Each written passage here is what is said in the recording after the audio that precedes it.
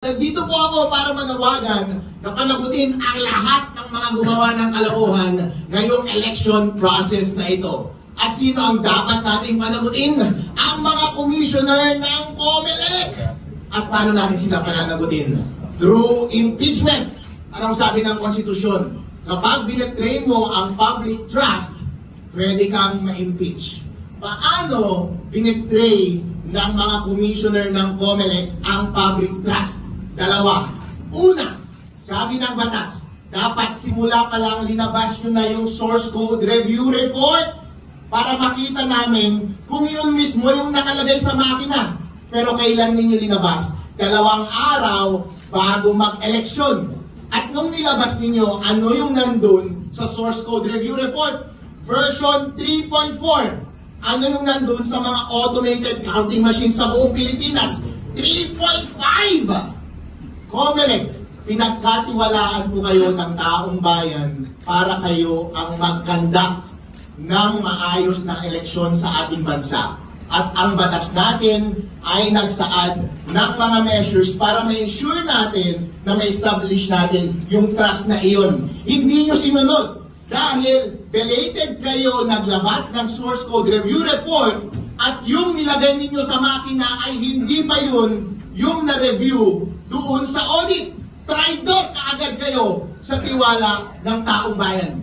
Pangalawang pagtatraidor ng COMELEC, ang sabi ng batas, kada automated counting machine dapat diretso sa COMELEC servers at diretso sa mga transparency servers. Bakit yun ang sinabi ng batas? Para kapag mandadaya ang COMELEC sa kanyang data, huli ka agad ng mga transparency server. Pero ano ang ginawa ng COMELEC? Gumawa siya ng sarili niyang data center sa gitna, sariling server. Doon niya muna pinapadala yung mga data mula automated counting machines papunta sa gitna, dinedelay niya and then sa kanya ilalagay sa mga transparency server. So anong nangyari? Therefore, yung mga papuntang data papunta sa COMELEC server, pwede nang mabago ng COMELEC servers mismo at yung mga data na dumaan sa data center 3, pwede na rin nilang i-manipulate para mag-match sa linabas ng COMELEC server. Meron pa bang transparency? Wala na.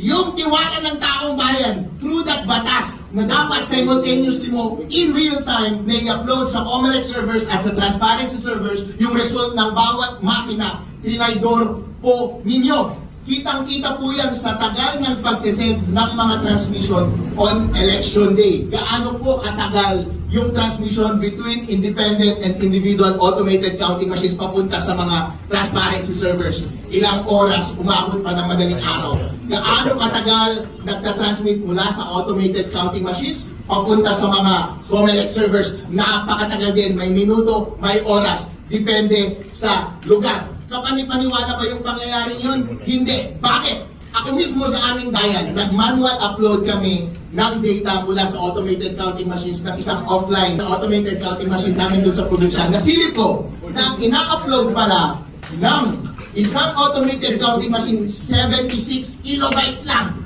Napakaliit. Ang average speed ng mobile internet sa Pilipinas ay 35 megabytes per second. Doon sa munisipyo namin kung saan kami nagkakanvas noon, napakabilis ng internet. Ang pag-upload namin papunta pa lang sa COMELEC server, umabot ng minuto. Anong ibig sabihin nun? Meron silang ginagawang kalokohan sa gitna.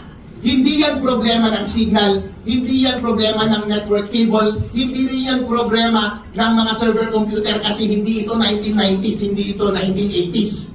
Kapag tumagal ng mas mahigit sa 1 minuto, mas mahigit sa 1 oras, kapag umabot hanggang madaling araw, ang dapat na umaabot lamang ng split second na transmission, meron silang ginagawang kalokohan sa gitna. Yung kalokohan sa gitna na yon, ang hinala ko po, hindi nga rin computer ang gumagawa. Kasi kung pre-program yan at computer ang nagmamanipulate sa gitna, kaya niya rin yan gawin in split second din. Pero ginawa nila ng napakaraming oras.